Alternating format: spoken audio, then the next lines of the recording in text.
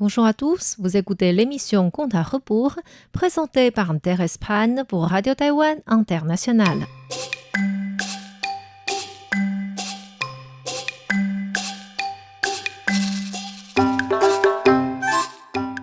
La semaine dernière, nous avons vu comment Bai Suzhen, dont l'apparence d'origine était une créature serpent blanc, trouva son bienfaiteur Xu Xian de plusieurs générations précédentes. Pour le remercier de sa grâce, elle devait se marier avec lui et lui donner un enfant. En vue de créer une opportunité de discuter avec lui, Bai Suzhen fit tomber une pluie forte et tous les visiteurs du lac ouest partirent chercher un abri. Xu Xian vit une petite barque sortir des ruisseaux et courut vite au bord de l'eau. « S'il vous plaît, combien vous prenez pour aller au port de Qiantangmen ?»« Comme il pleut, le prix est de 100 centimes. » Xu Xian accepta le tarif et monta rapidement sur la barque. Avant que le passeur quitte le rive, la voix d'une fille se fit entendre. « Monsieur, pourriez-vous nous prendre ?»« Non, j'ai déjà un hôte dans la barque. »« S'il vous plaît, il pleut si fort et nous n'avons pas notre propre moyen de partir. Je peux vous payer plus et je vous prie de prendre pitié de nous. » Xu Xian regarda vers la fenêtre et vit que c'étaient les deux jolies filles qu'il avait vues au mont Feilai. Elles avaient l'air impuissantes sous la pluie. Alors il dit au passeur « Ce n'est pas grave, elles peuvent aussi monter. » Le passeur répondit « Pas de problème pour moi si vous le dites. » et demanda aux deux filles « Nous allons au port de Qiantangmen. Est-ce que cela vous va ?»« Oui, bien sûr. Nous avons aussi de la famille là-bas. » Et Bai Suzhen monta sur la barque en soutenu par sa servante Xiaoqing qui était à l'origine un serpent vert. Ces deux filles avaient l'air très élégantes et d'après leur tenue, on dirait qu'elles étaient d'une famille riche. Pour respecter la coutume des hommes et femmes séparés, Xu Xian les laissa dans la barque et alla s'asseoir en dehors du auvent. Cela ne correspondait absolument pas aux souhaits de Bai Suzhen. S'il restait toujours à l'extérieur, comment pourrait-elle entamer la discussion avec lui? Ainsi, elle fit lever un coup de vent qui envoyait de la pluie sur Xu Xian. Ensuite, elle proposa « Monsieur, vous êtes tout mouillé. Entrez sous les auvents, s'il vous plaît. »« Ce n'est pas grave. Merci de votre proposition. Je peux rester ici sans problème. »« S'il vous plaît, ne nous rendez pas plus gênés puisque vous êtes montés avant nous et maintenant nous prenons votre place. » Xu Xian hésita un instant et accepta enfin de se mettre à l'abri avec les deux filles. Bai Suzhen lui demanda « Quel est votre nom et d'où venez-vous? Que faites-vous dans la vie ?»« Je m'appelle Xu Xian et j'habite à Qiantangmen. J'ai une petite pharmacie et fais quelques petites affaires. Et vous? Comment vous appelez-vous » En réalité, Xu Xian n'était qu'un employé d'une pharmacie, mais il voulait valoriser son image devant ses deux filles et parlait ainsi.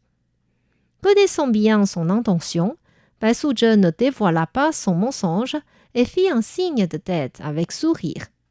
Xiaoqing dit « Je suis Xiaoqing et ma maîtresse s'appelle Bai Suzhen. Elle est originaire de la province de Sichuan. Son père était un général et s'est sacrifié durant la guerre. Sa mère était trop triste en raison du décès de son mari et a quitté ce monde rapidement après. Nous logeons momentanément ici et dès que la lettre de sa famille arrive, nous partirons. »« Ah, dans ce cas-là, vous êtes aussi seul que moi. J'ai aussi perdu mes parents et vis avec ma grande sœur et mon beau-frère. » Pendant qu'ils discutaient, Bai Suzhen entendit le passeur crier « Laissez-moi passer! J'ai des voyageurs qui veulent descendre. » Sachant qu'ils arriveraient aussitôt à Qiantangmen, elle fit lever un grand coup de vent qui repoussa la barque au milieu du lac. La barque tourna dans le vent et le passeur avait tellement peur qu'il ferma ses yeux et pria tous les dieux qu'il connaissait de venir à leur aide. Quand le vent et les vagues se calmèrent, il ouvrit ses yeux et cria « Mais c'est étrange!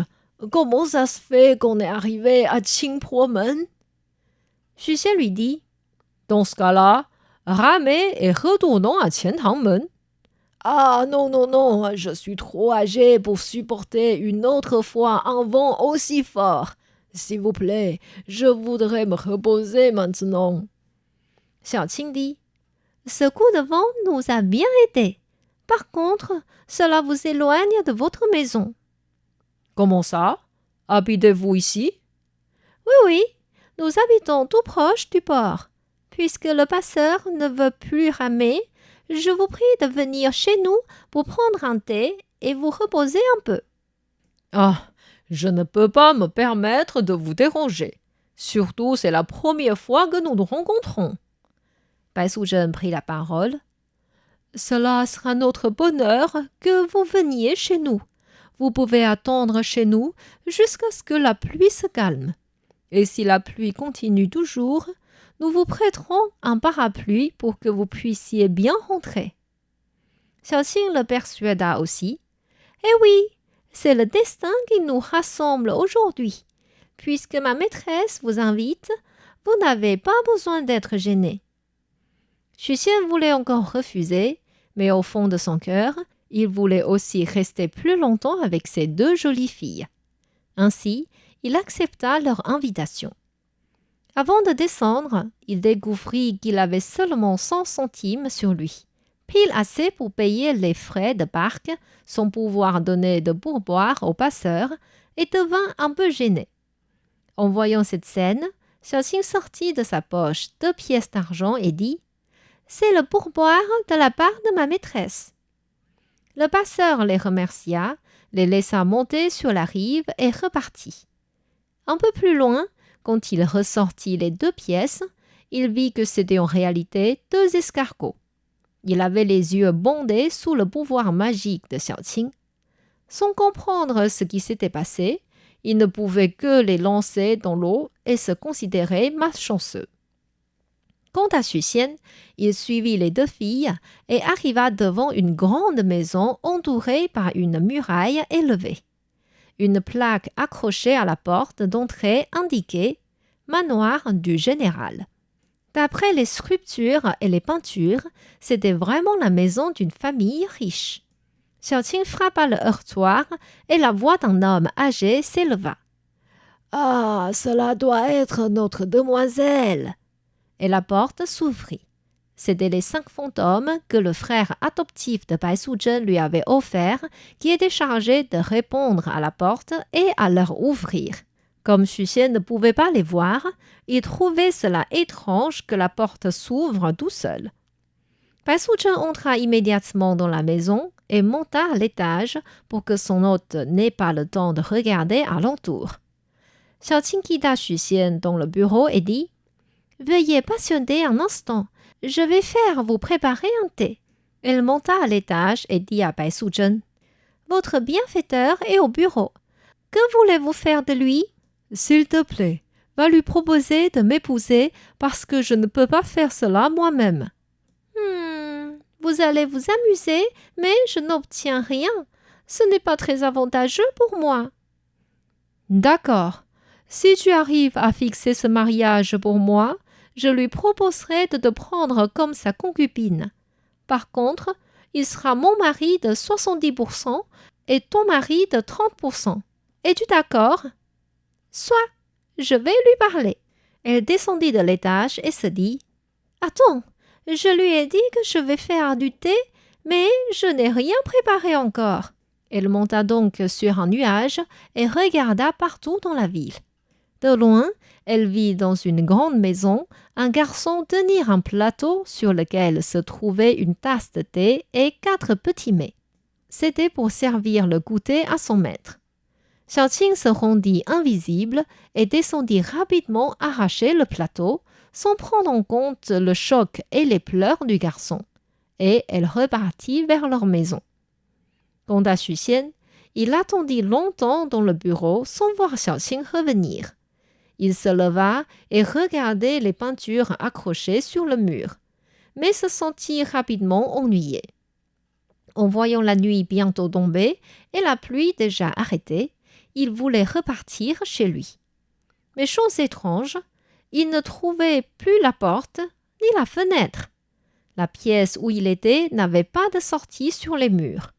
Il se dit « Mais c'est bizarre, par où suis-je donc rentré ?» Il fit des tours dans la pièce et vit des squelettes dans un coin par terre.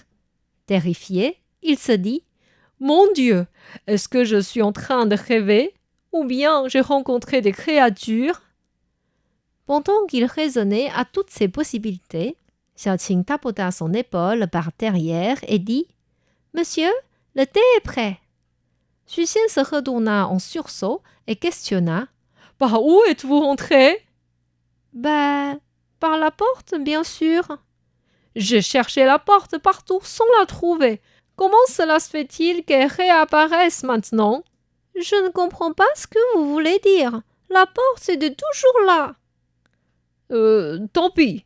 Mais pourquoi y a-t-il des squelettes au coin du mur là-bas ?» Xiaoqing regarda vers la direction que Xu Xian lui montrait et vit qu'elle n'avait pas transformé ces squelettes en autre chose dans la hâte. Elle pointa les squelettes du dos et dit « Ah, vous voulez dire cela ? Ce sont des pierres de forme spéciale que nous avons trouvées dans le lac ouest. » Xu Xian regarda de nouveau et effectivement, c'était une décoration faite par des pierres entassées. « Je suis désolée, je dois avoir un problème aux yeux. »« À mon avis, c'est que vous avez trop faim. Allez, prenez du thé et dégoûtez. » Le dernier repas que Xu Xian avait pris, c'était le petit déjeuner. Il avait réellement très faim et se mit à manger et à boire sans gêne. Ces mets avaient un goût très fin. Xu Xian se dit « c'est donc comme ça la nourriture des riches, c'est trop bon. » Sans oublier sa mission, Xiaoqing se tenait à côté et raisonnait ce qu'il fallait dire pour que Xu Xian accepte ce mariage. Est-ce qu'elle va réussir sans difficulté?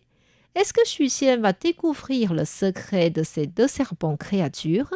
Je vous invite à revenir la semaine prochaine pour la suite de l'histoire. C'était Conte à rebours présenté par Thérèse Pan sur les ondes de RTI.